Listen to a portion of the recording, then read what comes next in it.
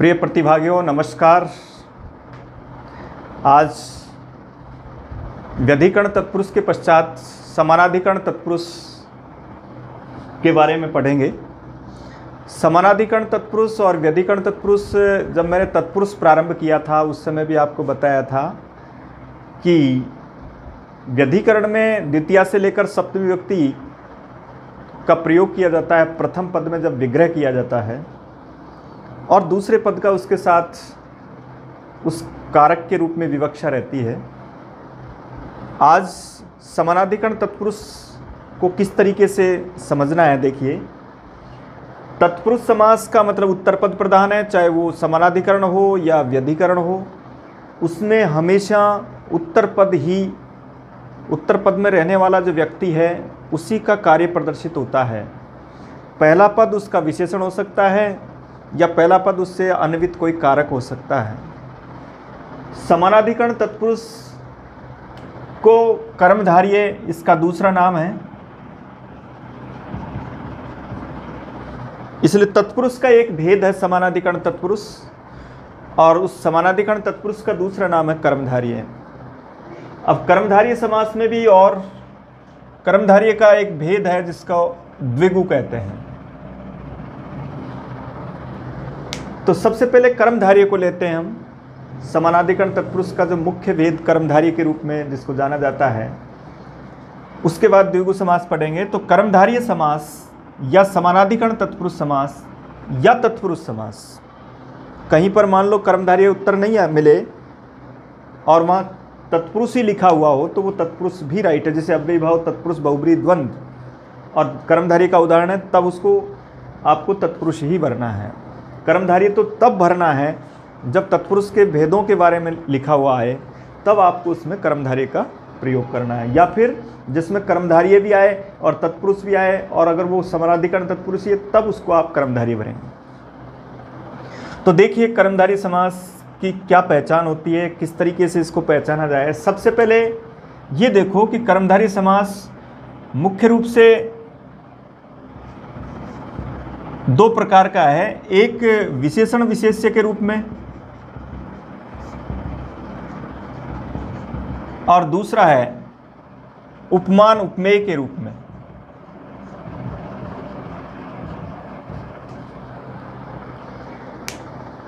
कर्मधारय समास कब होगा, समानाधिकरण तत्पुरुष समास कब होगा, इसके लिए पहला बिंदु है विशेषणम विशेष्येण बहुलम, यानी विशेषण का विशेष्य के साथ समास होता है और उधर उपमान का उपमेय के साथ समास होता है। अब इससे ये स्पष्ट होता है कि पहला पद इसमें विशेषण होगा, दूसरा पद विशेष्य होगा। इसमें भी पहला पद उपमान होगा और उसमें दूसरा पद उपमेय होगा। लेकिन कुछ ऐसे भी उदाहरण मिलते हैं जिनमें इसका विपरीत पाया जाता है, विशेष्य विशेषण भी हो जाता है, उपमेय उपमान भी हो जाता है। तो हम तो ये समझें कि विशेषण विशेष्य और उपमान उपमेय के रूप में जो दो पद लिखे गए वहाँ हमको कर्मधारय या समानाधिकरण तत्पुरुष समास भरना है, भले ही उनकी विपरीत स्थिति क्यों न हो। चाहे वो विशेष्य विशेषण भी हो सकते हैं और उपमेय उपमान भी हो सकते हैं। अब दोनों में इसको थोड़ा इस तरीके से पढ़ें, आप अच्छी तरह से पढ़ें कि हम स्पष्ट कर सकें कि कौन सा उदाहरण विशेषण विशेष्य का है या कौन सा उपमान उपमेय का है। क्योंकि ये टॉपिक विशेषण विशेष्य उपमान उपमेय कर्मधारय का जो टॉपिक है, ये हमारे रीट के एक दूसरे सिलेबस के एक बिंदु को भी पूर्ण करता है। दूसरा बिंदु भी आपके सिलेबस में विशेषण विशेष्य का भी एक क्वेश्चन आ जाता है। पैराग्राफ में से एक लाइन दे दी जाती है और उसमें कहा जाता है बताओ इस लाइन में, इस पंक्ति में विशेष्य पद कौन सा है और विशेषण पद कौन सा है। तो इसको अगर आप अच्छी तरह से पढ़ लेते हैं तो वो टॉपिक भी इसी में पूरा हो जाएगा और इसके आधार पर हम उसको भी हल कर सकेंगे। इसलिए सबसे पहले दोनों में अंतर करें। हिंदी के अर्थ के साथ संस्कृत के कर्मधारय समास को पढ़ें तो और भी ज़्यादा सरल होगा।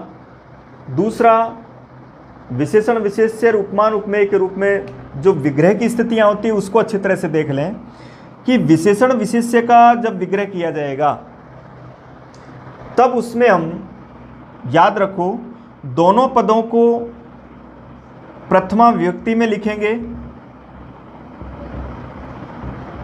और उनके मध्य में च असौ विग्रह के रूप में च असौ को भी लिखा जाता है। यदि हम च असौ का प्रयोग नहीं करते हैं तो असौ की जगह से, सा अथवा तत् का भी प्रयोग कर सकते हैं। से और सा के लिए अकेले असौ का प्रयोग किया जा सकता है, लेकिन जब नपुंसकलिंग शब्द होगा तब उसको असौ की जगह हमको तत् लिखना है। दूसरा, जब पद बहुवचन हो, उत्तर पद से पता लग जाएगा बहुवचन है तो बहुवचन है तब उसकी जगह हम ते लिखेंगे, यहां ता लिखेंगे और यहां तानी लिखेंगे।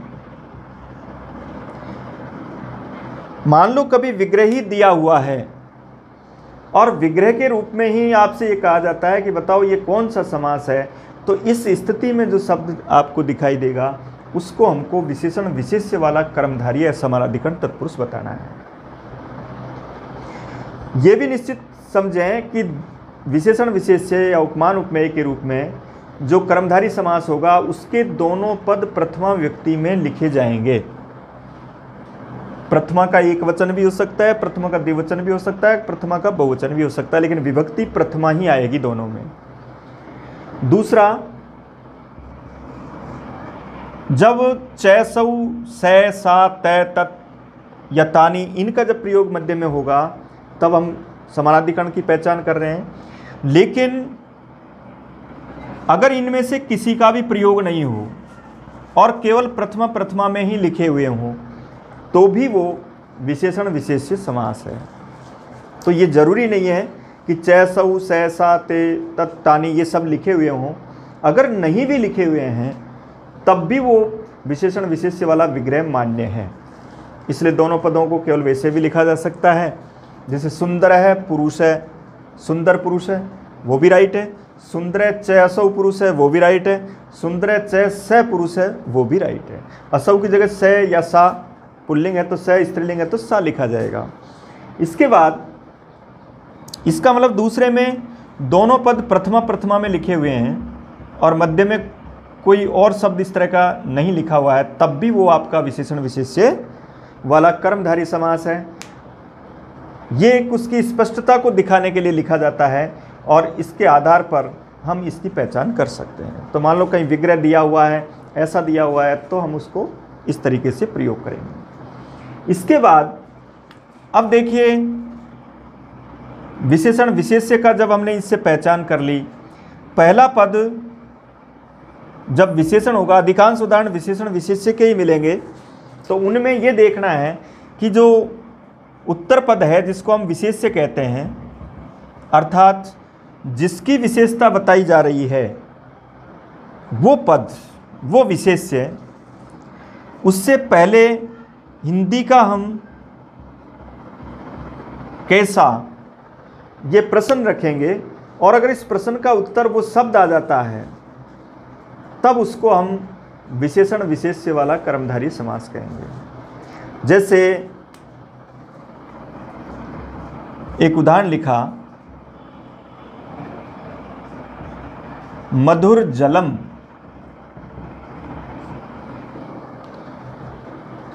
अब यहां पीछे शब्द लिखा है जलम।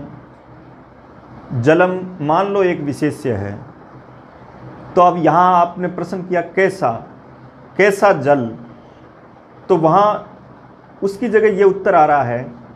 इसका मतलब यहां ये आपका विशेषण विशेष्य समानाधिकरण तत्पुरुष है। इसकी जगह जैसे मैंने एक दूसरा शब्द लिखा, जैसे चंद्रमुखम। अब देखा हमने कि मुख ये विशेष्य है। अब ये स्पष्ट करें कि क्या उसके आगे समानाधिकरण तत्पुरुष है या व्यधिकरण है। तो अब देखा हमने यहाँ कि कैसा मुख, तो अब कैसा का उत्तर केवल चंद्रमा नहीं आ रहा है, अब आ रहा है इसका उत्तर चंद्रमा जैसा मुख। तो जिसमें उस शब्द के साथ साथ जैसा शब्द या के समान शब्द भी आए, तब वो उदाहरण आपका उपमान उपमेय का होगा। तब उस उदाहरण को हम उपमान उपमेय के रूप में पढ़ते हैं। इसलिए जैसे ही आप मान लो आप उसको विशेष से मान रहे हैं और विशेष से मान करके इस तरह का आप प्रश्न कर रहे हैं, तो वहाँ उस प्रश्न के रूप में इस तरीके से आप विशेषण विशेष्य को का चयन कर सकते हो और उपमान उपमेय का भी चयन कर सकते हैं। एक दूसरा प्रश्न ये रहता है कि इनमें जब के समान या जब इस तरह का कोई उत्तर नहीं आता है, कैसा प्रश्न के रूप में ही उसका उत्तर आ रहा है, लेकिन वहाँ उसमें कुछ परिवर्तन पाया जाता है बाद वाले शब्द में, तब वहाँ कर्मधारी समास नहीं होगा, तब उसको हम समानाधिकरण तत्पुरुष समास नहीं कहेंगे। जैसे इसको ही मैंने ये लिखा मधुर जलह। अब मधुर जलह जो उदाहरण है, इसमें कर्मधारी समास नहीं है, इसमें बहुब्रीहि समास है। जब भी तत्पुरुष समास की जो विशेषता होती है या कर्मधारी की जो विशेषता होती है, वो विशेषता ये है कि उसका जो बाद वाला पद जो उत्तर पद है, वो पद जिस लिंग में वो प्रयुक्त किया जाता है उसी रूप में रहता है, तब वहाँ हम विशेषण विशेष्य वाला कर्मधारय या समानाधिकरण तत्पुरुष या तत्पुरुष समास करते हैं। और यदि उस शब्द का, जैसे जलम शब्द नपुंसकलिंग शब्द है और वो जलम के रूप में प्रसिद्ध शब्द नपुंसकलिंग के रूप में है, लेकिन जब उस जलम शब्द को आपने उसको पुल्लिंग बना दिया, विसर्ग कर दिया, उसको स्त्रीलिंग बना दिया, मधुर जला कर दिया, तो आपने उसका जो जिस लिंग में वो शब्द था उसको परिवर्तन कर दिया। इसका मतलब अब वो कर्मधारय समास नहीं है, अब उसको आपको बहुब्रीहि समास उत्तर भरना है। तो ये ज़्यादा महत्वपूर्ण है, इसके रूप में इसको जानना बहुत ज़रूरी है कि कौन से शब्द लगते समान जैसे हैं लेकिन कहाँ कर्मधारय भरें और कहाँ बहुब्रीहि भरें। तो इस तरीके से इसमें आपको बहुब्रीहि भरना है, इसमें आपको कर्मधारय भरना है। समस्त पद, कुछ ही ऐसे पद हैं जिनका उसमें ऐसे प्रश्न पूछे जाते हैं और जिनमें कुछ चेंज मिलता है हमको, तो वहाँ अगर उस बाद वाले शब्द में परिवर्तन की स्थिति आती है, पुल्लिंग शब्द अगर स्त्रीलिंग हो जाता है, स्त्रीलिंग शब्द अगर पुल्लिंग हो जाता है, नपुंसकलिंग शब्द अगर पुल्लिंग या स्त्रीलिंग हो जाते हैं, तब समझ जाओ कि वहाँ कर्मधारय समानाधिकरण तत्पुरुष नहीं है, वो बहुब्रीहि में चला जाएगा। इसी तरह जैसे एक दूसरा उदाहरण हमने पढ़ा कि जैसे पीताम्बरम है, तो अब देखिए पीताम्बरम, आप जब भी कोई नोट्स बनाते हैं, इस तरह की कोई विषय वस्तु लिखते हैं, तब इस तरह के शब्दों को एक तरफ लिखते चलें, तो आपको ये याद रहेगा कि कौन कौन से शब्द नपुंसकलिंग में प्रयुक्त होते हैं। तो जैसे अभी 2 शब्द आए हमारे पास, अम्बरम आया, इसी तरह जलम आया। ऐसे शब्दों को जैसे जैसे हम अभ्यास करते हैं और उस अभ्यास में जो जो शब्द इस तरह के मिलते हैं, उनको एक अलग से एक ऐसा पैराग्राफ बना लें जिसमें हम उन शब्दों को इकट्ठा कर लें कि कौन कौन से शब्द नपुंसकलिंग में प्रयुक्त हो रहे हैं, और उनको समास करने पर आपको बहुत सुविधा मिलेगी।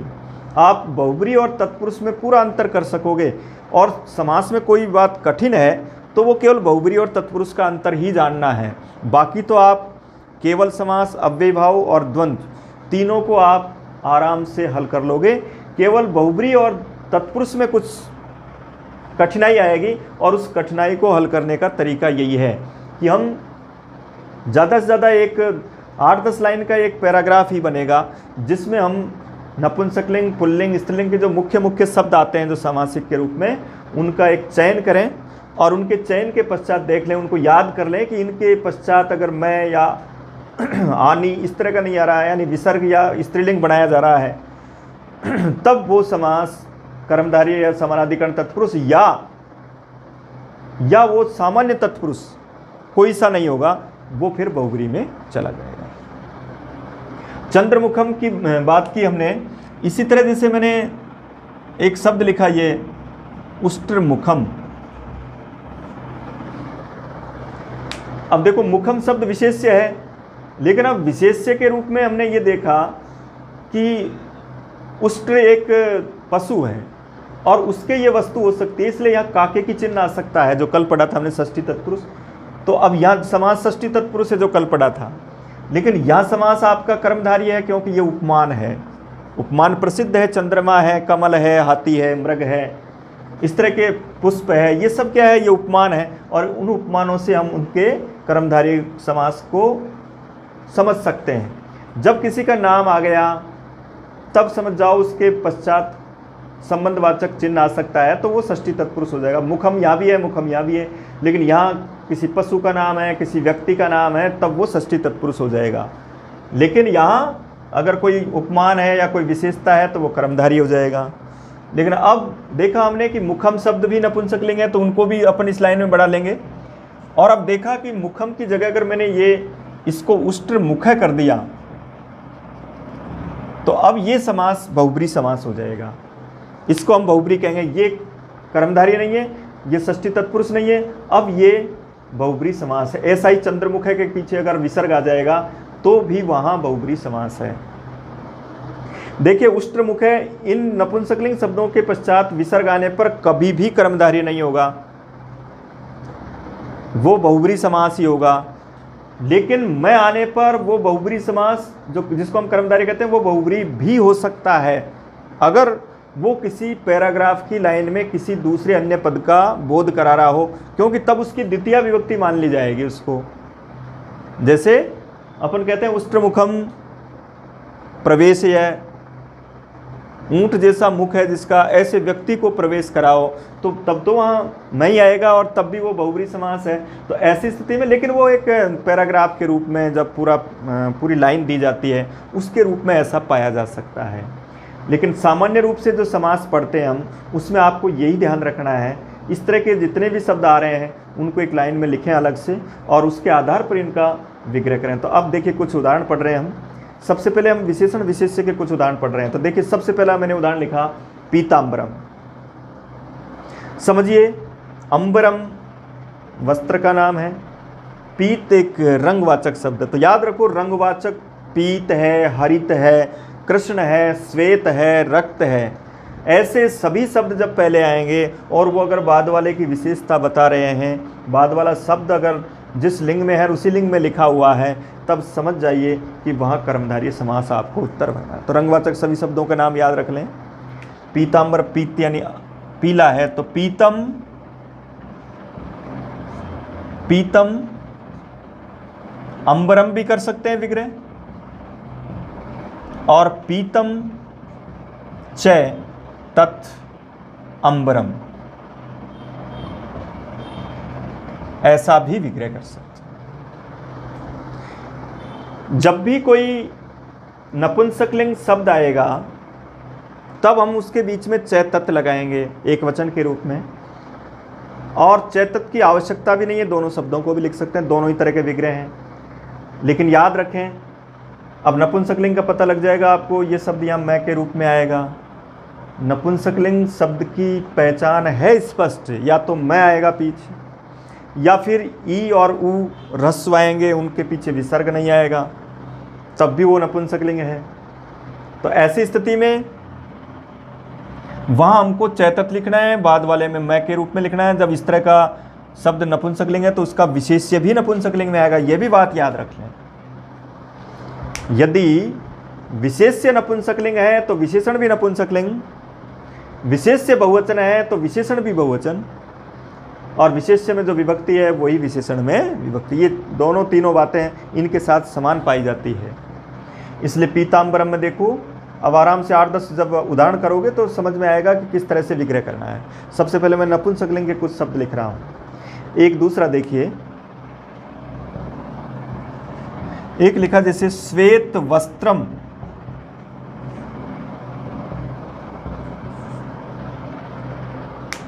श्वेत वस्त्रम। अब श्वेत वस्त्रम में देखिए वस्त्रम शब्द राइट, बिल्कुल, यहां भी अब इसको बढ़ा लें आप।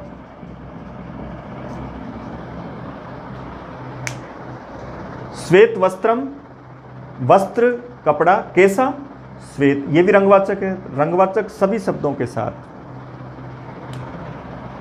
तो यहाँ श्वेतम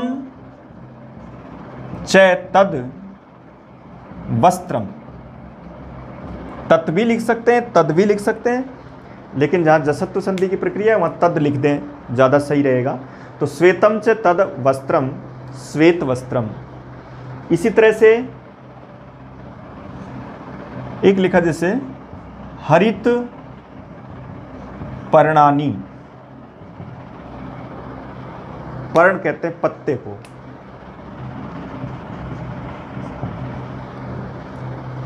ये शब्द भी नपुंसकलिंग, और नपुंसकलिंग बहुवचन के रूप में लिखा हुआ है। एक वचन, द्विवचन, बहुवचन कोई सा भी हो सकता है, विभक्ति प्रथमा होनी चाहिए। तो उसके साथ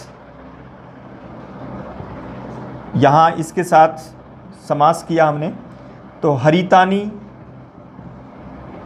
च तानी पर्णानी। अब याद रखिए, ये लिखा था ना मैंने, तत् आएगा या तानी आएगा, द्विवचन में ते आएगा। तो द्विवचन के बहुत कम उदाहरण हैं। यहाँ तानी के रूप में आनी जिसके लास्ट में आ रहा है, ये समझ जाओ अगर उसका पहले विशेषण है या उपमान कुछ भी है, तब उसमें आपको विशेषण विशेष्य के रूप में चैतानी लिखना है, और दोनों में ही आपको बहुवचन का प्रयोग करना है, क्योंकि ये उसका विशेष्य है, और विशेष्य के अनुसार विशेषण में विभक्ति वचन आएंगे।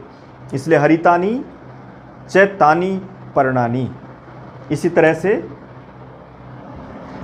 अब आप आराम से उत्तर भर सकते हैं। देखिए, मधुर फलानी, अब फल शब्द इसमें भर लें, फल शब्द भी नपुंसकलिंग है।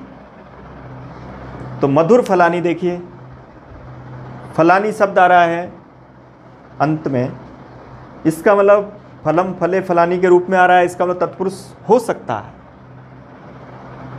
अब तत्पुरुष के रूप में ये देखिए अव्ययी भाव नहीं हो सकता, इसका मतलब तत्पुरुष चल रहा है, बहुब्री नहीं हो रहा है। इसका मतलब अब फलानी के साथ हमको कैसा लगाना है, कैसे फल, तो वहाँ उत्तर आ रहा है मधुर फल। इसलिए यहाँ इसके साथ हम बहुवचन का प्रयोग करेंगे, क्योंकि फलानी आ रहा है। तो बिल्कुल ये का ये उत्तर है यहाँ, और इसके बाद फलानी लिखें, और यहाँ भी बहुवचन लिखें उसी जैसा, मधुराणी च फलानी। इस तरीके से नपुंसकलिंग में एक वचन में चैतत के रूप में विग्रह लिखें, दोनों को नपुंसकलिंग के रूप में लिखें। यहाँ बहुवचन के रूप में चैतानी लिखें, जैसे एक उदाहरण है नीलोत्पलम, नीलकमलम। तब उत्पलम में मैं आ रहा है, अम आ रहा है, तो इसका मतलब चैतद आएगा, तो नीलम आएगा इधर, चैतद उत्पलम। इस तरीके से विग्रह करेंगे। नपुंसकलिंग शब्दों में इसी तरह से विग्रह करें। इसी तरह एक जैसे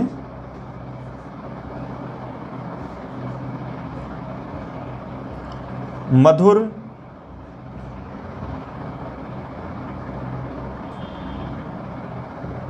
मधुर फले लिखा है, जैसे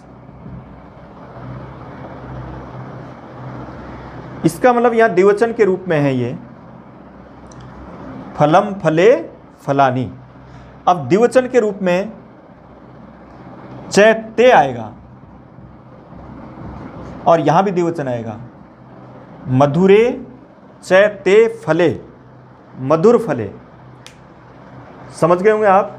एक वचन भी आ सकता है, बहुवचन भी आ सकता है, द्विवचन भी आ सकता है। एक वचन में चैतत लिखें, बहुवचन में चैतानी लिखें, ये स्पष्ट है। वहाँ उसमें आनी लिखा हुआ मिलेगा, वहाँ चैतत करना है आपको, और इस तरीके से इनका प्रयोग करना है। एक शब्द इस तरह का भी लिख लो जिसमें अंत में मैं नहीं आता है, लेकिन फिर भी वो नपुंसकलिंग होता है। ऐसे सकारांत शब्द होते हैं, कुछ ऐसे नपुंसकलिंग शब्द हैं जिनके अंत में से आता है, और उनके एक वचन में, प्रथमा एक वचन में मैं नहीं आता है, उनमें विसर्ग आता है। जैसे मधुर पय,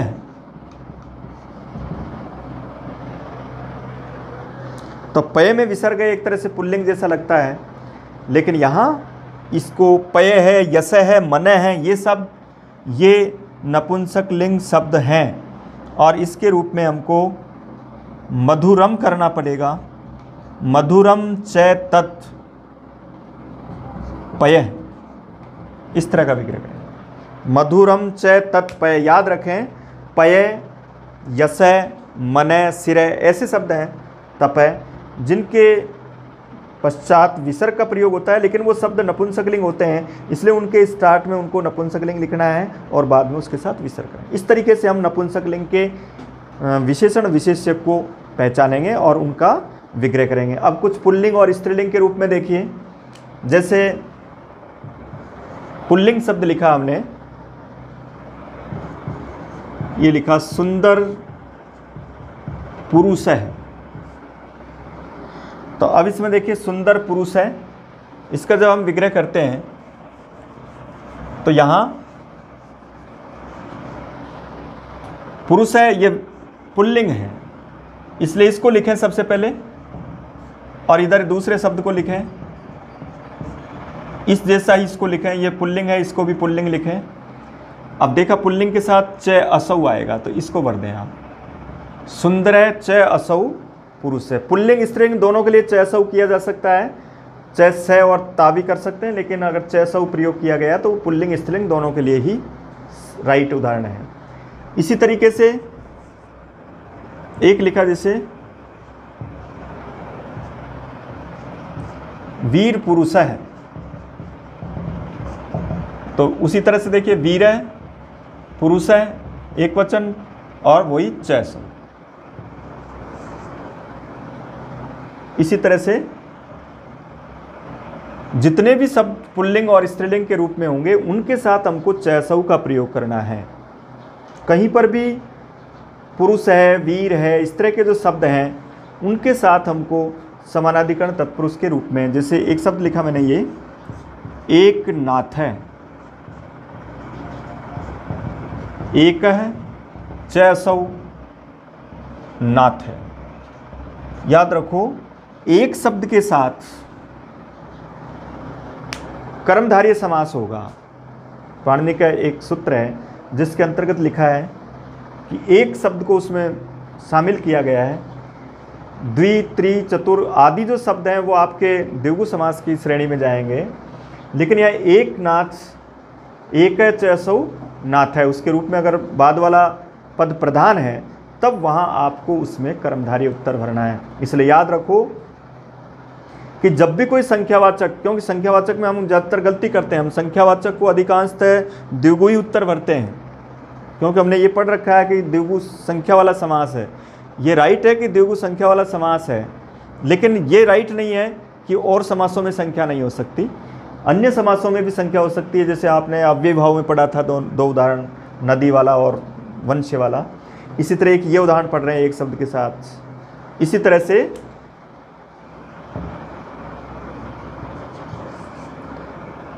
एक जैसे नव वैयाकरण है, तो नवय च असौ वैयाकरण है। नव के स्थान पर नव्य भी लिखा जा सकता है, दोनों एक दूसरे के पर्यायवाची हैं। तो नव शब्द के साथ भी नव का अर्थ यहाँ नवीन से है, और नव के पश्चात अगर विसर्ग का प्रयोग नहीं करते हैं तो वो संख्या 9 का द्योतक है। तो इस तरीके से यहाँ नव वैयाकरण, कैसा वैयाकरण, नया वैयाकरण, इस तरीके से जो पद होंगे उनके पश्चात जितने भी पद आते हैं सभी के साथ आपको इस तरह का समास करना है। अब स्त्रीलिंग के जो शब्द होते हैं उनमें थोड़ा एक नियम अलग से याद रखना है आपको। अगर दोनों शब्द स्त्रीलिंग है तो विग्रह में तो दोनों स्त्रीलिंग आएंगे, लेकिन समास करते समय पहला स्त्रीलिंग शब्द पुल्लिंग हो जाता है, और दोनों स्त्रीलिंग होने पर पहले शब्द को जो पुल्लिंग किया जाता है, इस प्रक्रिया को समास की भाषा में पुंबद भाव कहा जाता है। जैसे प्रश्न आता है निम्नलिखित में से पुंबद भाव का उदाहरण कौन सा है, तब पुंबद भाव का उदाहरण वो होगा जिसमें बाद वाला शब्द स्त्रीलिंग है और उससे पहले वाले शब्द को उसी का पुल्लिंग बनाया जाता है, उसके रूप में हम पुंबद भाव के रूप में प्रयोग करते हैं। जैसे एक लिखा ये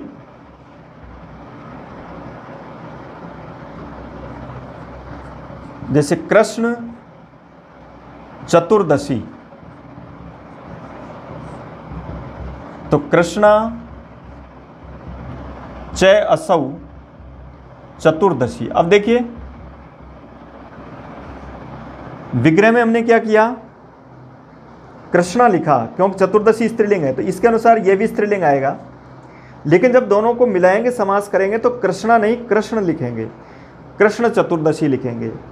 इसी तरह जैसे महादेवी, तो यहां भी देखो विग्रह करेंगे तब तो स्त्रीलिंग लिखेंगे, महती च सौ देवी।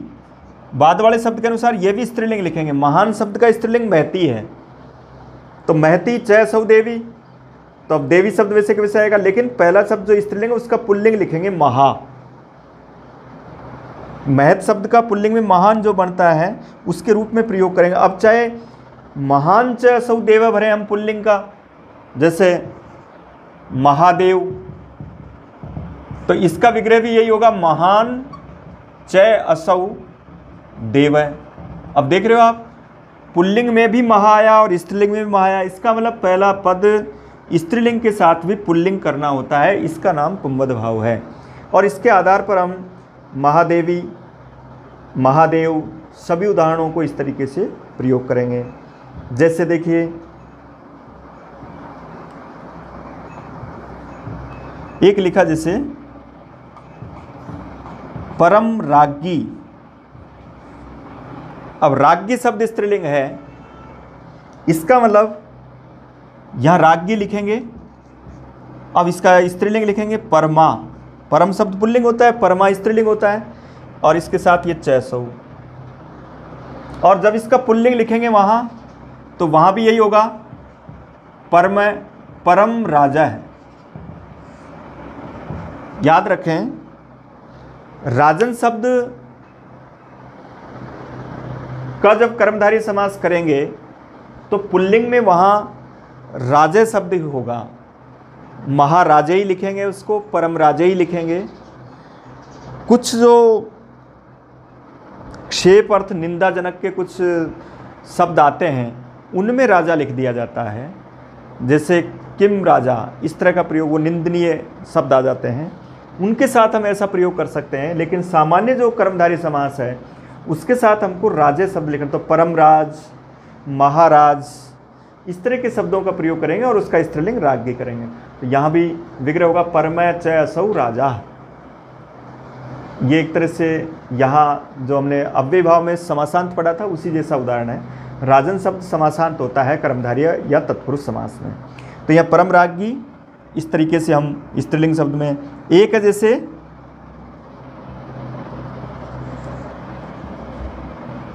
रूपवद भार्या। रूपवद भार्या, बताइए कौन सा समास हो सकता है। सबसे पहले समास पढ़ने के लिए, समास की पहचान करने के लिए ध्यान से देखिए, समास के लिए दूसरे पद को सबसे पहले देखें हम, पहले पद को सब उसके बाद में देखें, पहले दूसरे पद पे निश्चित हो जाएं कि ये शब्द किस तरह का है। तो भार्या शब्द स्त्रीलिंग है और स्त्रीलिंग के रूप में लिखा है, इसका मतलब तत्पुरुष की संभावना बढ़ रही है। अब उसके बाद में फिर देख लें, भार्या का अर्थ है पत्नी, या तो वो किसी की पत्नी हो सकती है, तब तो वो षष्ठी तत्पुरुष है, उसका नाम आएगा आगे। लेकिन उस पत्नी की अगर कोई विशेषता आती है, रूपवती, पवित्र है, ऐसे कोई शब्द आते हैं, पतिव्रता है, तब वहाँ उसमें आपको कर्मधारय भरना है। तो ये रूपवती पत्नी है, इसका मतलब यहाँ भार्या शब्द लिखा और भार्या के साथ यहाँ रूपवती लिखेंगे, क्योंकि स्त्रीलिंग ना, आपने मतु प्रत्यय पढ़ा, उसमें वानवती होता है, तो इसके साथ स्त्रीलिंग में वती होगा, रूपवती में मतु प्रत्यय है, च असौ या च सा, इस तरह का प्रयोग कर सकते हैं। रूपवती च असौ भार्या, इस तरह का विग्रह करेंगे तो यहाँ यह उदाहरण होगा। इसी तरीके से तो दोनों स्त्रीलिंग होने पर पहले वाले को पुल्लिंग करना है, उसको पुंवद भाव कहेंगे। इसी तरह का जैसे उदाहरण ऊपर आया, सप्त ऋषय, सप्तर्षय, यहाँ विग्रह किया सप्त च ते ऋषि, सप्त च ते ऋषय। अब यहाँ भी देखिए बहुवचन ऋषय, बहुवचन के साथ पुल्लिंग है इसलिए चैते आएगा, सैतौ ते। और इधर संख्या है सप्त बहुवचन के रूप में, तो सप्त चैते ऋषि है, सप्तर से। यहाँ भी कौन सा समास, यहाँ भी कर्मधारय समास। अब यहाँ कहेंगे आप यहाँ सप्त संख्या है, द्विगु होना चाहिए, लेकिन याद रखो जब भी यहाँ बहुवचन के रूप में कोई प्रयोग आ रहा है बाद में, तब उसको आपको कर्मधारय ही भरना है, उसको द्विगु नहीं भरेंगे। कारण क्योंकि द्विगुर एक वचनम और संख्या पूर्व द्विगु और स नपुंसकम, उसके साथ तीन बातें स्पष्ट लिखी हुई है कि वो समाहार अर्थ में होता है, वो एक वचन होता है, वो नपुंसकलिंग होता है। दूसरी शर्त है वो तद्धितार्थोत्तर पद समाहारे च सूत्र में जो तीन अर्थ आए उनके साथ ही उनकी द्विगु संज्ञा हो सकती है। यहाँ नियम दूसरा है, यहाँ संख्या पूर्व द्विगु नहीं है, इसमें दिक् पूर्वे च संज्ञायाम, दिक् और संख्या उसके साथ अगर वो संज्ञा है, दिक् संख्ये च संज्ञायाम, यानी दिशावाचक और संख्यावाचक अगर वो कोई संज्ञा बन रही है तो सप्तऋषि एक संज्ञा है 7 ऋषियों की, इसलिए यहाँ ये कर्मधारय समास। वैसे भी द्विगु का नाम भी कर्मधारय ही है, द्विगु भी इसके अंतर्गत आता है, लेकिन फिर भी अगर कहीं ये पूछा जाए कि निम्नलिखित में से द्विगु का उदाहरण कौन सा नहीं है, कभी कभी संख्या के रूप में पूछ ले जाए वो बात अलग है, लेकिन अगर इस तरह के 5-6 उदाहरण आ जाए तब याद रखना उसके बाद में जो बहुवचन का जो प्रयोग है उसके साथ हमको कर्मधारय भरना है। सप्तऋषि हो गया, जैसे त्रिगुणा हो गया, तो त्रिगुणा जो करते हैं वो भी बहुवचन हो गया, त्रिगुणम करेंगे तब समाहार होगा और तब वो द्विगु के अंतर्गत आएगा। इस तरीके से हम पुल्लिंग, स्त्रीलिंग, नपुंसकलिंग सभी प्रकार के विशेषण विशेष्य के कर्मधारय समास को कर सकते हैं। कुछ ऐसे उदाहरण मिलेंगे जिसमें विशेष्य पहले आएगा और विशेषण बाद में आएगा, जैसे वैयाकरण, खसूची, बहुत कम उदाहरण होते हैं ऐसे। तो वैयाकरण क्या है, उपमान, वो विशेष्य है जो पहले आ गया और ख सूची शब्द उसके बाद में आएगा, तब उसको हम विशेषण विशेष्य। अब उपमान उपमेय का पढ़िए, देखिए उपमान उपमेय का जो उदाहरण पढ़ेंगे उसको इस तरीके से देखेंगे, ये पूरे आपने विशेषण विशेष्य के उदाहरण। उपमान उपमेय भी 2 भागों में है, एक उपमान उपमेय के उदाहरण होंगे, एक उपमेय उपमान के उदाहरण होंगे। उपमान उपमेय के उदाहरण वो होंगे जहां पहले पद से दूसरे पद की उपमा दी जाती है, जिसमें हमको इसका जब विग्रह करेंगे तो दोनों पदों के मध्य में यू का प्रयोग करना है या वत का प्रयोग करना है। इनका प्रयोग करने पर अगर ऐसा कोई उदाहरण है तब हम उसको उपमान उपमेय के उदाहरण के रूप में मानेंगे। इसमें पहला पद उस कोटि का सर्वश्रेष्ठ होता है जिसके साथ दूसरे वाले को उससे उपमित किया जाता है। जैसे एक उदाहरण लिखते हैं, जैसे घन इव श्याम है, इस विग्रह में यहाँ इव पद मध्य में आ रहा है, इसका मतलब ये कर्मधारय समास और वो भी कौन सा, उपमान उपमेय। इसका स्पष्ट उत्तर है कि जब दोनों पदों के मध्य में यू आए तो वो उपमान उपमेय है, और अंतिम पद के बाद में अगर यू आए तो वो उपमेय उपमान है। ये तो आप विग्रह से पहचान लेंगे, लेकिन जब जुड़ा हुआ शब्द आएगा तब आपको इस तरह से देखना है कि जैसे ये शब्द लिखा घन श्याम, अब ये पूछा गया कि भाई श्याम कैसा, तो घन जैसा, इसमें जैसा शब्द हो रहा है और जैसे के लिए यू का प्रयोग करते हैं। इसलिए जहाँ पर जैसा पद का प्रयोग आता है और जैसा पद अगर पहले पद के पीछे जुड़ रहा है तो वो उपमान उपमेय है, और जैसा शब्द बाद वाले शब्द के साथ जुड़ रहा है तो उपमेय उपमान। इस तरीके से करेंगे। जैसे दोनों के एक उदाहरण को हम अंतर करते हैं, जैसे मान लो ये लिखा है, एक पुरुष है, व्याघ्र है यू, इसमें देखिए अब पुरुष व्याघ्र है। अब आप बताइए इसका अर्थ हुआ पुरुष कैसा, पुरुष व्याघ्र जैसा। व्याघ्र कैसा, पुरुष जैसा नहीं, क्योंकि व्याघ्र तो अपने आप में उपमान है, इसलिए वहाँ उपमेय कौन है, पुरुष। तो जिसमें उपमेय पहले आएगा तो यू बाद में आएगा। फिर इससे पहचान करें, अर्थ से तो पहचान कर ही लेंगे, कैसा पुरुष, व्याघ्र जैसा। अगर पीछे वाले इस बाद वाले शब्द से तुलना की जा रही है, उपमान किया जा रहा है, तब वो उपमेय उपमान का उदाहरण, उसमें यू बाद में आता है। इसी तरीके से देखिए, जैसे एक लिखा कुसुमम इव कोमलम, तो कुसुम कोमलम,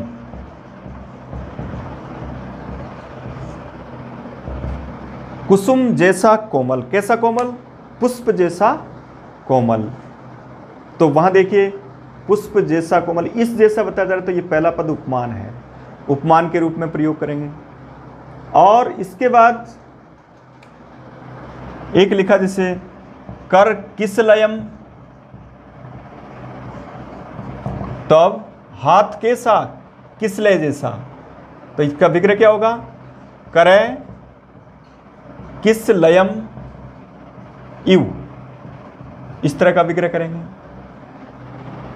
पुष्पों जैसा कोमल, उसके पुष्प की जो कली होती है उसके जैसा कर, यानी हाथ के रूप में। तो अब इसकी विशेषता बताई जा रही है, इसलिए ये उपमेय है और वो उपमान है। कर किसलयम इव। इसी तरीके से जैसे एक लिखा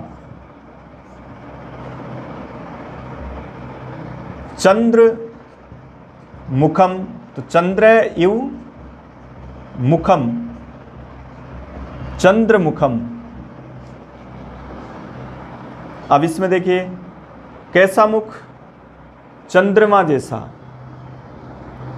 तो चंद्रमा जैसा मुख, इसके साथ जैसा आ रहा है, तो चंद्र। इसमें एक बात का ध्यान और देखें, विशेषण विशेष्य में तो दोनों में पुल्लिंग स्त्रीलिंग नपुंसकलिंग एक जैसा आएगा, लेकिन यहाँ उपमान कोई से भी लिंग का हो सकता है। जैसे ये नपुंसकलिंग है, ये पुल्लिंग है, ऐसा हो सकता है। ये पुल्लिंग है, ये नपुंसकलिंग है, क्योंकि यहाँ वो एक उपमान है, उसकी विशेषता बताने वाला शब्द नहीं है, विशेषण नहीं है, इसलिए वहाँ लिंग कोई सा भी हो सकता है। तो चंद्र यु मुखम, चंद्रमुखम। इसी तरह जैसे गज यु स्थूल है, गज स्थूल है।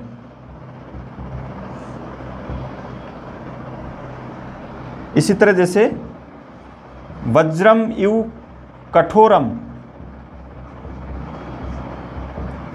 वज्र कठोरम, वज्र के जैसा कठोर। तो यहां कठोर, ये भी कठोर, इसका मतलब इस जैसा, स्थूल मोटा विशाल का है, इसका मतलब ये भी ऐसा, उसके रूप में उसका प्रयोग करेंगे। जैसे दुग्ध धवलम,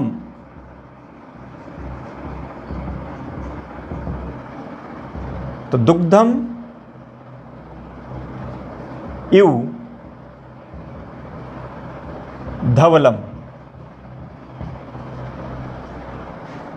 ये समस्त पद है, ये विग्रह इधर लिखा गया है।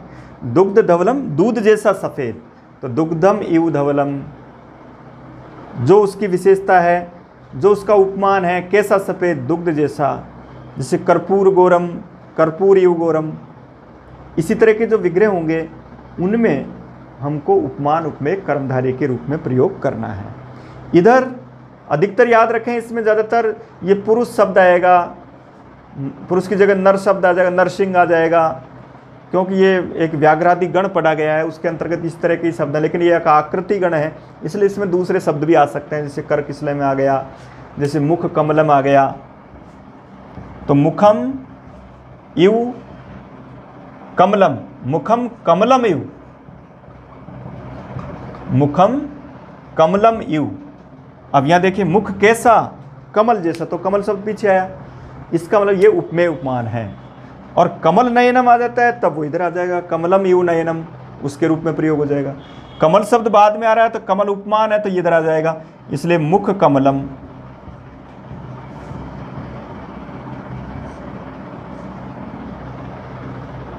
इसी तरह जैसे नरसिंह है, तो नर सिंह यु, इस तरह का विग्रह करेंगे। नरसिंह में नृ शब्द इस तरह भी हो सकता है, दोनों एक जैसे हैं। जब इस तरह का आएगा नृ सोम, तो ना सोमयु, यानी नृ शब्द का प्रथमा एकवचन ना बनता है और नर शब्द का नरे बनता है। तो याद रखें, जब पुरुष नर ये शब्द पहले आए और उसका उपमान बाद में आ जाए, जैसे व्याघ्र हो, सिंह हो, सोम हो, शार्दुल हो, ऋषभ हो, ऐसे जो शब्द हैं उनका प्रयोग अगर बाद में आता है, इसका मतलब वो उपमेय उपमान के रूप में प्रयोग किया जाएगा और वहाँ भी कर्मधारय समास करेंगे।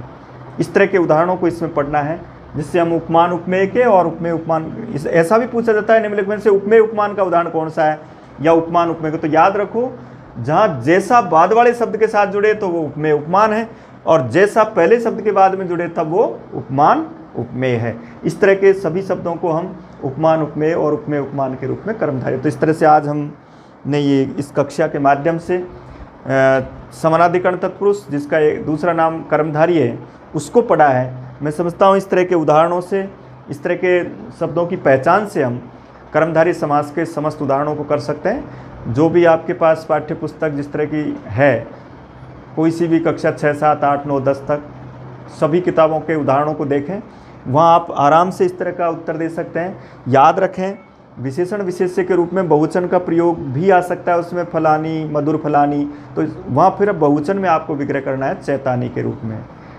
ठीक है, कल हम वापस आपको इसके आगे द्विगु समास आदि के बारे में पढ़ेंगे हम। धन्यवाद।